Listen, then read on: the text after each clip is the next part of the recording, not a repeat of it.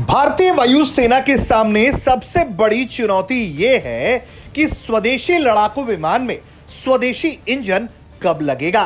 इस सवाल के जवाब का इंतजार हर किसी को है, क्योंकि भारत के कावेरी प्रोजेक्ट को पहले ही कई बार झटका लग चुका है।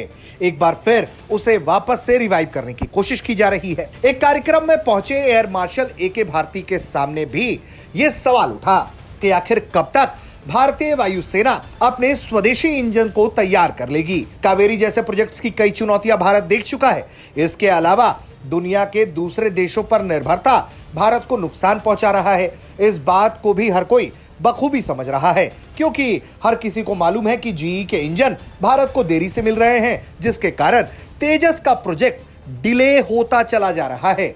यही वजह है कि भारतीय वायुसेना का जो लड़ाकू बेड़ा है, जो स्क्वाड्रन्स हैं, वो 29 पर आ गया है और वक्त रहते इसे ठीक किया गया होता, स्वदेशी इंजन होता या फिर वक्त से इंजन्स की डिलीवरी मिली होती तो यह स्क्वाड्रन इतना कम ना होता। ऐसे में सवालों का जवाब वायुसेना के एयर मार्शल ए.के. भारती ने दिया है। उन्होंने स्वदेशी इंजन कब तक तैयार हो जाएगा और उसको लेकर किस तरह का काम हो रहा है, ये सब कुछ उन्होंने एक सवाल के जवाब में बताया है। सुनिए उन्होंने क्या कुछ कहा।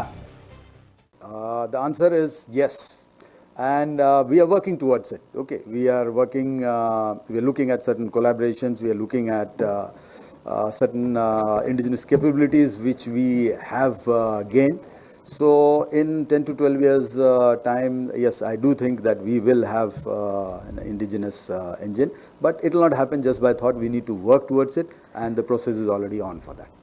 Air marshal A K. भारती ने यह बता दिया है कि आने वाले 10 से 12 साल में भारतीय वायुसेना अपना स्वदेशी लड़ाकू इंजन हासिल कर लेगी।